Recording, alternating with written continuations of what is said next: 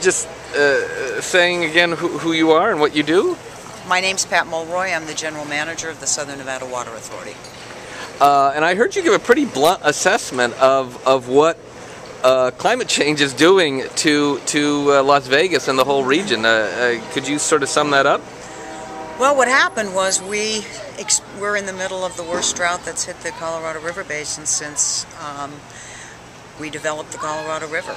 And it is, in my estimation, definitely a consequence of a climatic shift. Whether you talk to Overpeck or whether you talk to Brad Udall, it really doesn't matter.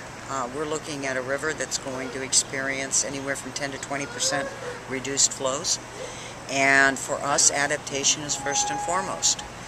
We're working very closely with the other states. We've developed really close partnerships with our neighbors in Arizona and in California. We're doing a lot of things looking ahead.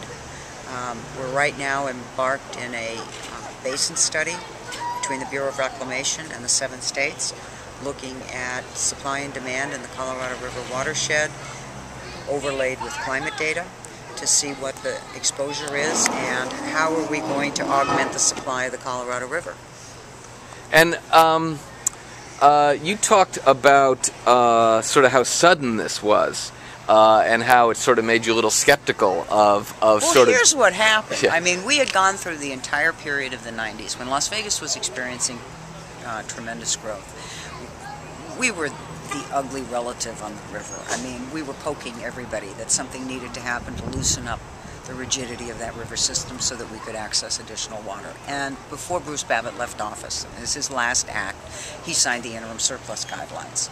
The day the ink dried on that document, the drought began. So all those things that we had fought for 10 years to get out of the other states evaporated before our eyes. And we had worked for 10 years with the probabilities being that there was zero probability of a drought, the magnitude of which we're living in the middle of, would befall the Colorado River watershed in the next 50 years.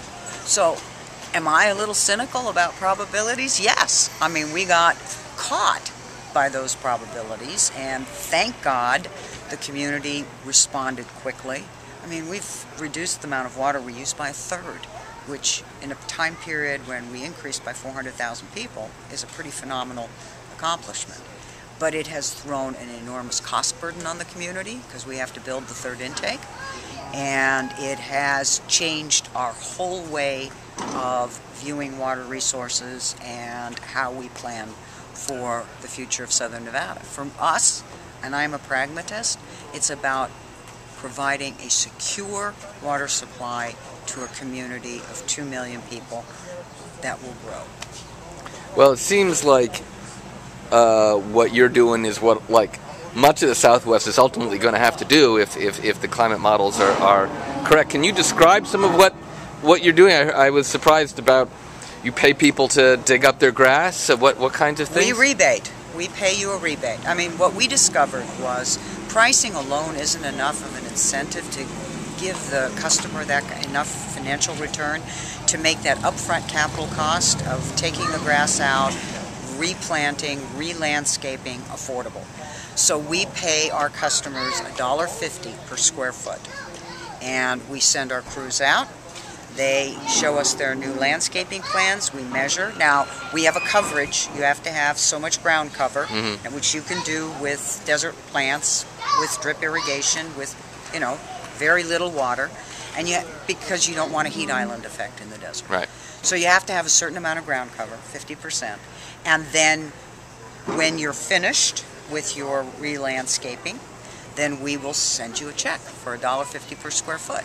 We also have turf restrictions now. You can have no grass in the front anymore in a residential home, and only 50% of the landscapable area of the backyard can be turf. Grass is our biggest user. I mean, we, like every arid area in the world, uses most of our water outside. And since we recycle everything that hits the sewer system 100%, the only place we use it consumptively, or only once, is outside.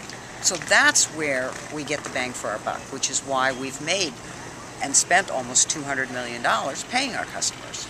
And this 100% recycling of wastewater, where does it go? What do you reuse it as? We do it two ways. Direct recycling goes to parks and golf courses for outside use, and we were able to get an amendment to our contract on the Colorado River. We treat it to an extraordinarily high level. We put it back in Lake Mead, and for every gallon of wastewater we put back in Lake Mead, we can take an additional gallon over our allocation out. It's a return flow credit.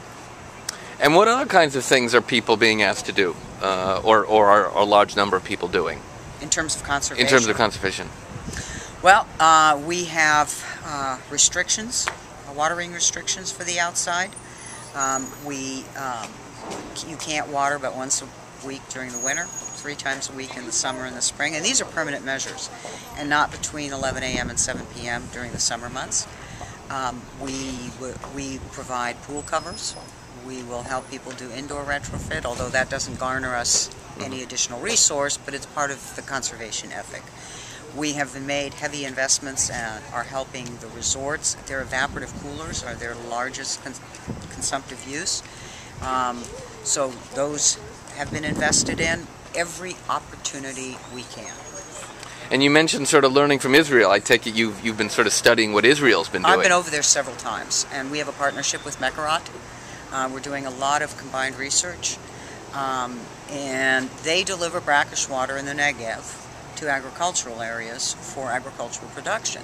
And when I went down to the Negev last fall and I saw that, I went, wait a minute, there's some applicability here, because one of the big issues in the lower Colorado is TDS levels and how much TDS can total dissolved solids, which is, you know, your brackish component.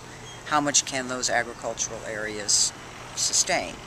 And I think doing some combined research, our Desert Research Institute is working with Ben Gurion University on some of that, and we're going to partner with Mekarot on both water efficiency, on water quality, on water security. So yes, we've looked very carefully at what Israel's doing. Now you mentioned you'd sort of seen this happen rapidly. This was sort of a rapid climate shift. Yeah. As you know, some of the models are pretty bleak as to what might happen. I mean, what will happen if again the worst case scenario plays out? Let me tell you what I think is going to happen. I think from the headwaters of the Colorado down to its terminus in Mexico, there will be an integrated resource plan for all of us. That's going to have to be a part of it. I think you're going to see more arrangements like the one we have with Arizona and California, where we're paying the state of Arizona $360 million, and they're storing 1.2 million acre-feet of their unused supply in their groundwater basins for future use.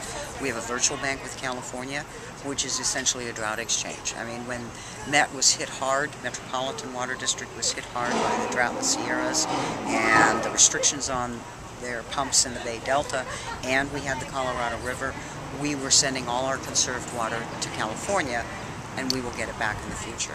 I think those kind of mutual agreements are going to become the norm, not the exception. They're going to become prevalent, and they'll go all the way from Denver down to Mexico. We're right now with the State Department and Interior working with the country of Mexico to bring them into our early planning process and get them to participate.